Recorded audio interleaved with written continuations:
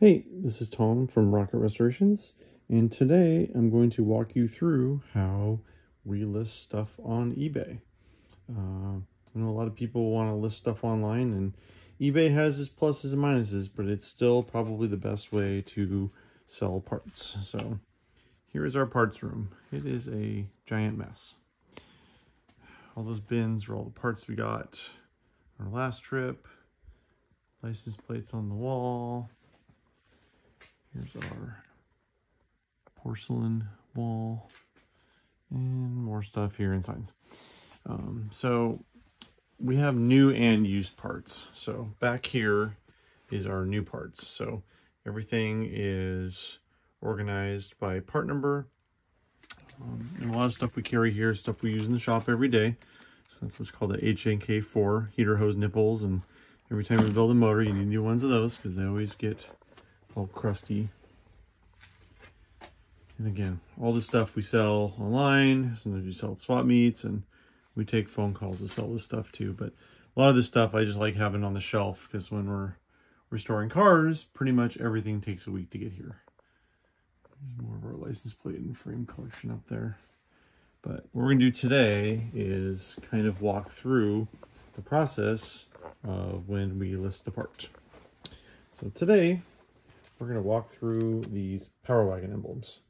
So these are 70s Dodge truck with four-wheel drive. And the first thing we do, and I already did this, was clean it. So usually what I do is use glass cleaner and a paper towel. And then you want to get all the dust, dirt, and grime off of it because you want clean parts to put on eBay. If they're not clean, it's not worth listing. And then with a part like this, use a little quadruple-aught steel wool. And again, I've already done this, but you can just do the face right here, and the quadruple-aught will not scratch it. It'll clean the chrome off really nice. So I don't think these are NOS. Just looking at them, you can see evidence of glue on the back. So some of the early ones were screwed on. These were glued on. You can see the right there was for the screw holes. They changed that. It was probably because it was easier to put on. So I don't think these are NOS, but they're probably taken off real early. These came on our last trip. And the couple of really important things to do are you need to have good light and a picture table, or at least a good place to do pictures. So we've got a lot of Costco LED lights we bought to put in here. And really, like, I should probably have a more professional table. We should have, like, more light on top of here. We should have, like, a box. But the problem is most of the stuff that we list here is dirty. So if you have, like, a nice clean table with a cloth, it just doesn't work. So, but yeah, the first step is to take pictures. So you need to clean the surface as you can. And again, I understand this one has scratches and dirt on it, but it's kind of a compromise for us. We get a new table about once a year to take fresh pictures, so it won't be scratched. But, you know, we're doing intakes and exhaust manifolds and all that stuff. Here's some stuff that we're going to get ready to list the next couple days. That's a C-body Mopar NOS taillight. That's a Cordoba taillight. Trinity cross member. That's a 57 Fury grill. Remote mirror. That's a B-body dash. So we just kind of line up stuff over here when we're getting ready to list stuff, and then we put on eBay one by one. But I said the first step is to take pictures. Your iPhone is fine to do this as long as you don't have an ancient one. You just need clear pictures with good light. Sometimes I'll put a white piece of paper behind the emblems to have a cleaner background, but on this it doesn't really matter that much. But what we try to do is take, you know, one overall picture of the front. If there's any areas that aren't good, you kind of do a close-up and do a picture of that. This one's pretty much perfect. These are really, really nice emblems. There's a little bit of paint lost in a couple spots. And then you want to try to get the back. So then I'll take a picture of the back here. And then if they have a part number on them, you want to make sure you get a close-up of the part number to show it. And also that helps when you're listing. So, all right, that's step one, pictures. Next step is to edit pictures.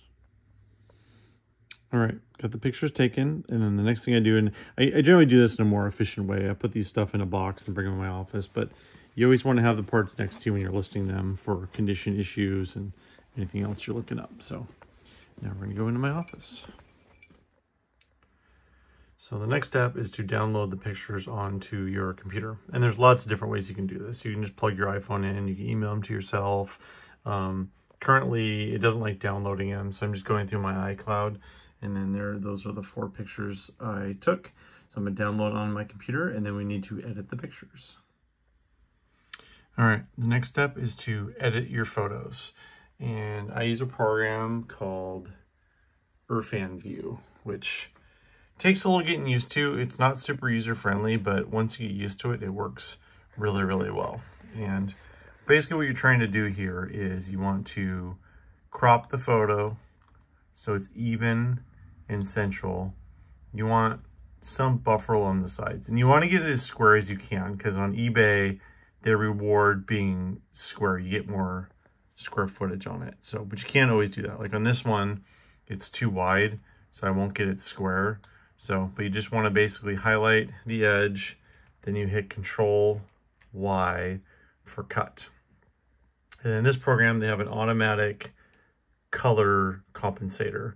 So, because you want to get the background as bright as you can get. Because on eBay, if you have a dark background, it's not going to look very good in the search. So you hit Control U, and it made it a little bit brighter, but not as bright as I want. So the other option you can do is what's called Control G. And what that does is you can manually do the corrections. And generally what I do is I add a little bit of brightness, a little bit of contrast. You can see how much brighter that is now. A little bit of gamma correction. Like I usually do like 20 for they don't need much, up to 30 for other ones. If you go too much, the thing that you're trying to take a picture of will be too bright. Then hit OK. And see how much better that looks. I mean, I don't have a white background. I don't have a, clear color white table to do that with, but it's a lot brighter than it was, and it looks a lot better. And the next thing I do is I resize it. So right now it is 363 by 3024. I generally do 1920, just because it's too big otherwise. So, and then I hit save.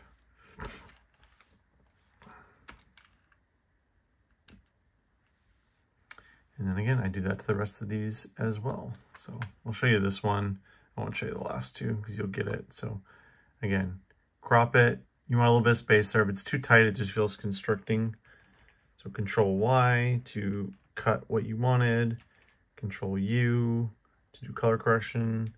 Again, that didn't quite do as much as I wanted to. So I'll do 20 this, 20, 20, 10. And again, it's a little bit brighter. And then Control R to resize it. And again, up to 1920. And then save it. All right, now I'm gonna do the other two. Okay, now I have the pictures edited. So the next thing I always do is I like to just call it do your research. So the great thing about eBay is there's a very powerful search engine on here. And so what I do is I put in, so you have the part number right here. So what you do is you put that into the eBay search and see how many are out there right now and what they're asking for them. So you put in the part number, which is 3495698, and you can see what people are asking for them. So that person wants 79, that wants 50. The problem with this is it doesn't matter what these people are asking for, because what you want to do is figure out what they're actually selling for. So what I always do is I go to completed listings and click on that, and then it comes up. And these are actual sold prices on eBay. And then I usually sort by shipping plus highest, so you can see what the stuff's sold for. So these are actual sells on eBay. Like you can look at active listings because that is helpful too to see what people are listing stuff for. But what you want to see is what stuff is actually selling for. So that person got 175, and I think mine are better than that. And then this guy got 149, which is probably about the same. So I generally try to be somewhere in the middle. So probably 150 on this. And then I got one more thing to show you too, which is kind of neat. So and I also just want to emphasize that, there's different ways to do this. Like, we've been doing this for 15 years, listing stuff on eBay, and this is just the process that we found that works pretty well. But there's different ways to do this. You can download pictures differently than we do. You can use a different picture editing. It doesn't really matter. This is how we do it. So, so let me show you. This is cool. And if you have an eBay store, which I highly recommend getting for many reasons, but they have what's called a research tool. So you go into My eBay, then go to research. But again, you only get this with an eBay store. And what this is this shows you sold listings for the last 2 years on eBay. So when you go into the main search and hit completed, that's only for a couple weeks to a month. So it doesn't give you a lot of data to go off of. So the Terapeak right here goes back 2 years, which is really, really helpful, especially when you're trying to sell some rare parts that don't sell very often. Because what you're trying to do here is just figure out a fair price for the part. So you don't really do auctions anymore. Auctions don't work on eBay. eBay de-emphasized those, so they're not really that effective. The only time I ever do an auction anymore is if like it's a part where I really don't know what it's worth, but I know I'll get my money for it. Most times now we just do a buy it now with best offer. Because our goal when we list parts, I mean, obviously we want to get as much money as we can for this stuff, but we also just want to sell it. Like, I don't list stuff just to keep it. You know, I want to sell it. So the Terapeak tool is fantastic. So all you do is you put in what you want to put in. So I'm just putting in the part number. You also put in, you know, Power Wagon hood emblem, like whatever. You can do a date range. You can do custom. I just do last 2 years. That's about as far back as it goes. But you can also do condition filter. So if you want to just do used ones, you can do that. You can do format. I don't really do that. It doesn't really do much. You can do between prices. You can do like, you know, top rated sellers. There's a lot of different things you can do here. And it shows you the price range, like when the stuff sold, for how much it sold. I found that that's not super helpful for car parts just because there's not enough of that. But it can also tell you kind of price trends if you really look at it. So it lists all the stuff, and I don't know how they actually organize it. I always do it by sold price because the thing I want to see is what sold for the most money. So here's some NOS ones that got $315. Here's another set of NOS ones that got $250. As I said, I don't think ours are NOS. They just don't look like it. I mean, they're in NOS condition, but since they have glue on the back, I don't think that they're NOS, but they're pretty close to that. So I think when we do this, I think I'm going to list them for $200, but then do a best offer price on it, basically. Okay, so listing tools. If you are doing this on any sort of volume basis, I highly recommend getting a listing tool. There's a lot of them out there. We've tried a bunch of them. The one we ended up with was a program called Wonderlister. And honestly, it's not super user-friendly, but it really streamlines the process for us.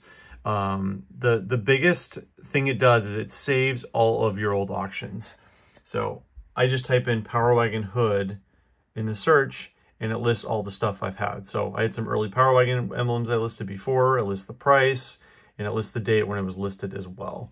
You generally want to pick the latest one because shipping prices change and my listings change. But, you know, we have a couple here from 2021, and that's the one we're going to use. And what I'm going to do here is I'm actually going to run you through the eBay listing program because I don't think anybody's going to actually have Wonderlister.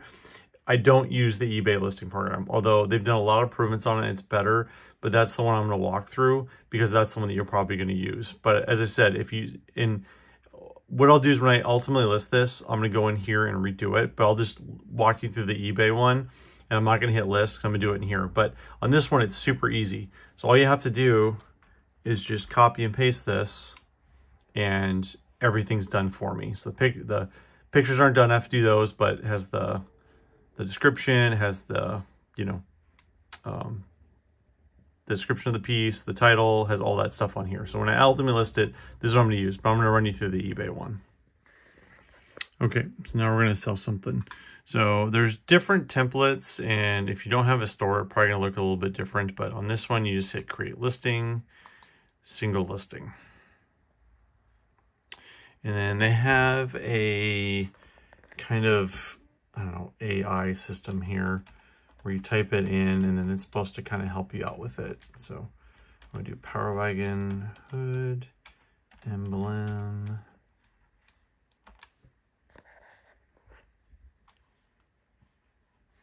And it has the other auction right here that we just looked at. So if you click on that, it's basically going to kind of copy your, you know, the other guy's listing.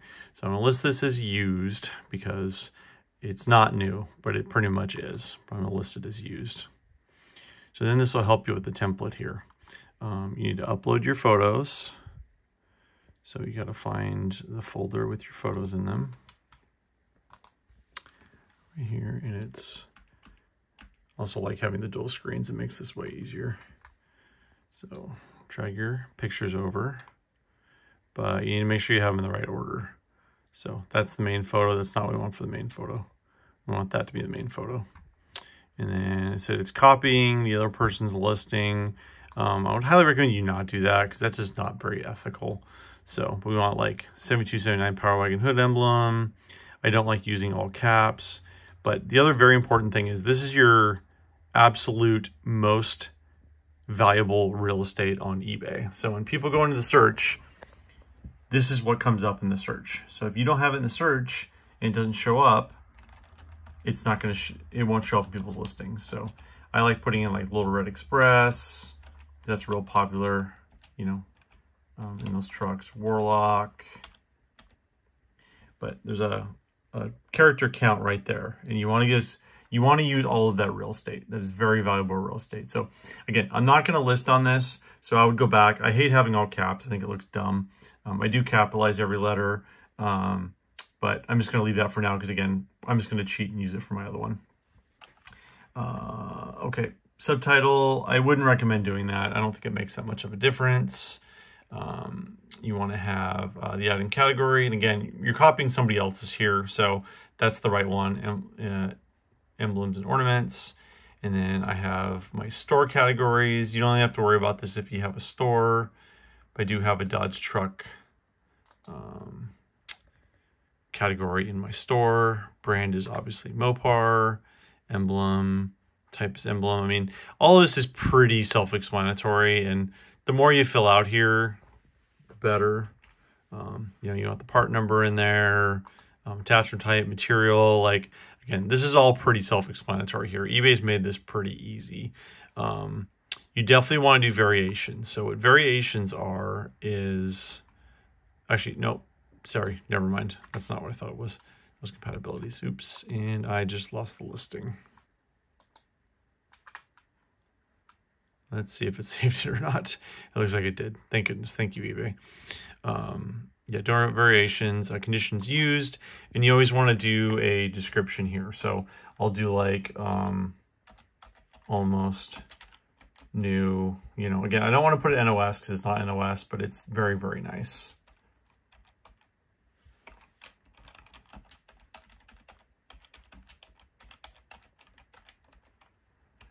Okay, description. So again, I'm going to steal this from my other one. So, and I'll kind of show you what I do here. And it's good to have like a template for what you use. So generally what we do is my format. And again, feel free to copy this if you want. But I do like the first line, I basically state what it is and what it fits. So the item for sale here is a Power Wagon hood emblem for all 1972 to 80 Dodge trucks. So I say what it is, Power Wagon hood emblem, I say what it fits. And again, doing your research will tell you what it fits. If you're not sure, make sure that you say that. So like if I wasn't 100% sure about that, I would put like, you know, oh, we're pretty sure about the interchange. Please make sure for your trucks. I'm 100% sure on this interchange. So I'm happy with that. In the first sentence, I state the condition.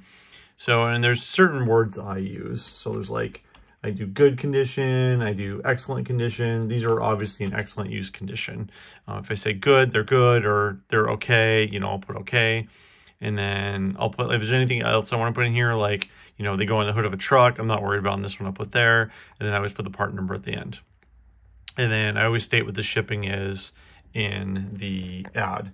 And this is very important. Before I list anything on eBay, I always figure out the shipping.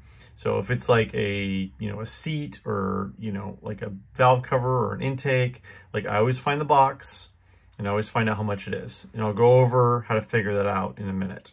But yeah, you always want to figure out shipping before.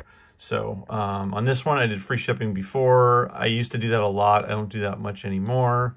So I'm actually going to take that out. And shipping is really expensive. Like, don't guess on this. Like, you think, oh, it'll be $5 to ship these.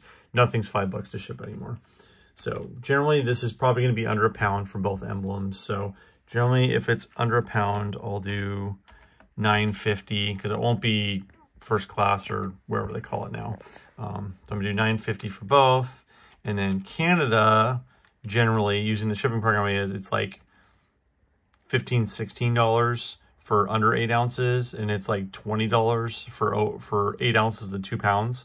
So I believe we're between that. So usually what I do for that is 23 because it's going to cost me about 20. But keep in mind, you always got to pad your shipping a little bit.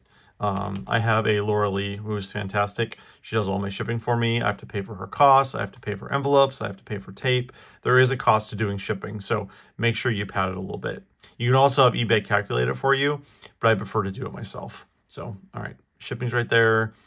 Format, you want to do buy it now. Price, again, I'm going to go for $200 on these. That may be a bit cheeky, but you know, those other ones sold for $250 that were in about the same condition. So quantities 1, and then you can do the, I always do best offer. So I allow offers, then you can do an auto accept. So on this one, I'm gonna do $174.99. I'm fine taking that. If anybody offers me between $175 and $200, I will take it. The minimum offer, I want at least $150 for these. So I'm actually gonna raise the auto accept because I'd like to get, I mean, obviously I'm trying to get as much as I can for these, but if they offer me $190 or above, I'll take it. Down to $150, you know, even if I won't take $150 for these, but sometimes just getting the offers going, like you can get a sale from that because people will offer you something and then you can offer them a little bit more. So if they offer me, you know, $160 on this, it won't automatically reject it. I'll say like, hey, I want $190 for these. Then maybe, you know, maybe they'll accept the $190, who knows. But if anybody offers me under $150, it's not worth my time. And I like to do $199.99. It's just a psychological thing. So you can schedule when you want to start it. I just want it up as soon as it goes. And then I have shipping policies set up. This gets a little complicated. You can do like create shipping policy and all that. But, you know, I've got this at, yeah, see, I don't use this very often. But there's $9.50 right there for first class. So you've got to set that up. And that's a little complicated. I'm not going to go through that right now. International shipping, eBay does all that for you now, which is really nice. And then, you know, there's preferences and returns and all this stuff. And this is stuff you're going to have to set up. I'm lucky I have this all set up. Promoted listings, I wouldn't worry about that. eBay is trying to get you more money out of you, which I think is ridiculous with how much they charge on stuff. You want to get eBay payments set up. I'm not going through all that now. You've got to get all this stuff set up before you list. I'm not going to go through it right now. So if you want to list it, you just hit list it and it goes up. But as I said, I'm going to cheat and just do it through my listing program. So I'm going to edit this real quick and then we'll come back in a sec. Okay, so we're back to my shipping program, Wonderlister. I just wanted to show you how I did my description. So title on this is Mopar set of Dodge truck Power Wagon hood emblems. And do Warlock, 4x4, Power Wagon, Macho, you know, blah, blah, blah. And then, again, on this, it helps you how many characters you have left. So I've used 79 of the 80 characters, which is great. That's where you want to be. And then the description is the item for sale here is a set of Power Wagon hood emblems. Oops, I said emblem. And again, make sure your English is good. Like, they do not have a spell checker on a lot of this. So sometimes I'll put it in Microsoft Word just to make sure I don't misspell anything. But this is why you want to double check it because I just missed the plural on there. The item for sale here, the items, see, I messed all this up because I had one for sale before, so I have to change it to plural. So the items for sale here are a set of Power Wagon hood emblems for all 1972-80 Dodge trucks. These are in excellent use condition. They came out of a closed down Dodge truck dealer. I honestly thought they were NOS, but do see some glue on the back. Do not think they're on a truck very long, if at all. Chrome is super nice. Paint has a couple flakes. And then I list the part number and then all the shipping information. So, okay. So now you've listed the item. So now you have to figure out where to put it so you can figure out where to ship it when you need it. And then we'll go through shipping. All right. So there's the emblems. These are our shelves of stuff that's on eBay. And honestly, I should probably get a better organization system than I do. We don't lose stuff very often, but it does happen very often. But kind of how I have it is I've got used parts over here on these shelves. And then these are my reman parts that we cleaned out a couple of dealers. This is mostly our NOS stuff over here. So everything you see here is currently on eBay. This is how we organize this. It's all on the shelves. Some people will have like shelves with numbers and they put it in the description. And honestly, that's not a terrible idea because we do lose some stuff every once in a while. It's not very often, but so these are used and not NOS. So I'm going to put them on the shelf over here. You got to keep in mind when you list the stuff, I mean, it's not like you can't just wave a magic wand and sell it. Like it's going to take some time to sell it. So, all right. So now I'm going to show you what happens after you sell something. Okay. So what we're going to show you is I just sold this today.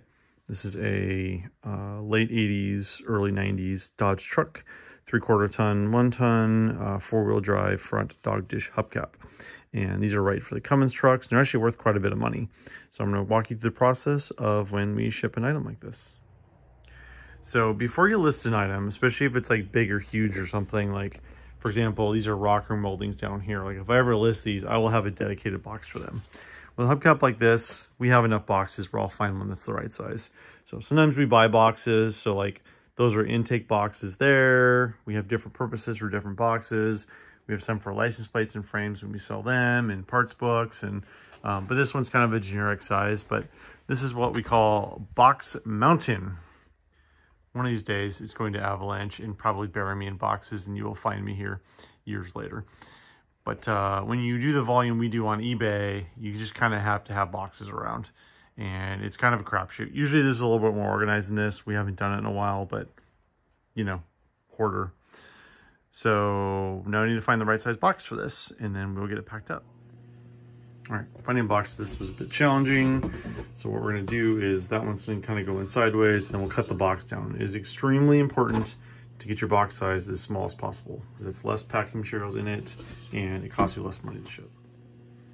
All right, so eBay's got a really nice shipping program now. That's really helpful.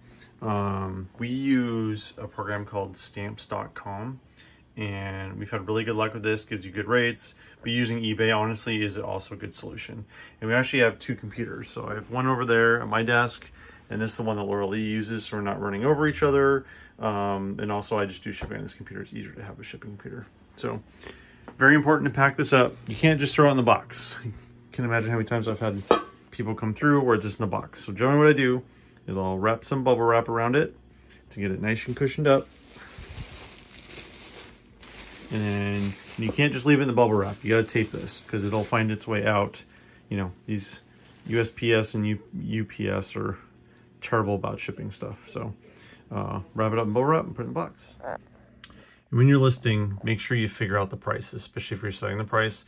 If you have eBay do this for you, it's not a big deal, but it's real easy. Just go on USPS's website, go to calculate a price, your zip code, the person's zip code. And what I usually do is, it depends where you are in the country, obviously, but we're on the West Coast. So I just put in 1001, which is New York. I figure that's kind of worst case scenario. So, you know, if it costs $10 to ship to the East Coast, it'll be a little bit less to the West Coast, but I just kind of average it out. So put in zip code and then the size and all that stuff, and it'll put how much shipping is. So if you're doing flat rate, then you can figure that out. If not, then you can just use the eBay calculator. And this is my helper for today, Joey. This is Joey. He's a golden retriever. He loves everybody. He's my helper for today. So, okay, so now we got it in the box. So you want to put it in bubble wrap and then obviously put some packing material on it. And the key is you do not want it to move at all. So, and this package was 18 by 18 by 12, but now it's a different size. So it is still 12 inches wide. It's still 18 long, but it is now 7 inches tall. And you always want to round up on that. And then we also need to weigh it, which again, getting a scale. You need to have a scale to do this. It is 2.15 pounds, which basically means 3 pounds. So again, you can do this through eBay. They have a pretty easy way of doing it. I prefer to use our own shipping program here, which is right here. And this one's actually going to go to Point Roberts, which means he's probably a Canadian customer. Here, I'll show you it on eBay. So you can just do purchase shipping label. Again, I use stamps.com, but I'm just going to show you how to do this on eBay because this is how you're probably going to do it. And then it's real easy. You put in the weight.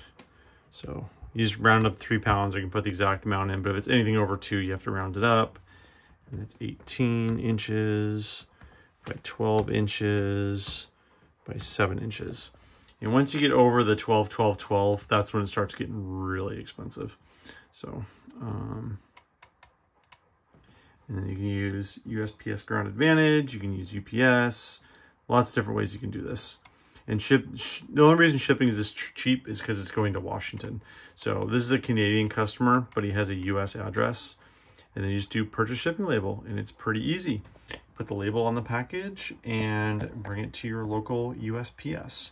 Or if you're doing this in any kind of volume, you can have USPS pick up at your house for free. So yeah, you can just do the pickups online, and it's real easy. Or if you have UPS and have your driver's cell phone number like we do, we can just send him an email and a text message, and he will pick up for us as well. Because normally UPS charges for that. USPS, it is free. Or again, just go to the post office. And when we print labels, we print them on an actual label. It's Avery 5126. They are a half sheet label. That's what stamps like. That's what eBay like. And that way you can just print on the label and put it right on the package. These labels are not cheap. They're about 50, 75 cents a piece per label, about $1 a sheet. But for us, it saves us time, because otherwise you have to tape everything together on it. And right now, and as far as I'm concerned, time is worth more than money when it comes to that kind of thing. So it's worth it to me to pay the 50 cents a label to save the amount of tape and the amount of time it takes to put every label down. And I hit print, and in the magic of a laser printer, any day now, prints out with a label right there. And this is our label. And then all we gotta do is put it in the USPS bucket right up there, and our mail guy will pick it up this afternoon. All right, I hope you enjoyed the video. I know this one was a little bit long. If you have any questions, please feel free to ask in the comments. We have a lot of experience doing this. We've been doing it a long time. I know I probably didn't cover everything, but that's kind of a basic tutorial of how to list your parts on eBay. Generally, when we pick stuff to sell, we try to aim for $50 and above. I've done the calculations. I kind of figure it's about an hour to take the pictures, edit the pictures, list the item, and then pick it up off the shelf, ship it, and bring it out. So if it's not over $50, it's generally not worth it to list for us. Sometimes we'll just try to get rid of stuff, or if we have multiples, we'll sell them. And that's not a hard and fast rule, but that's kind of where we try to stick at. So, all right. Thanks for watching.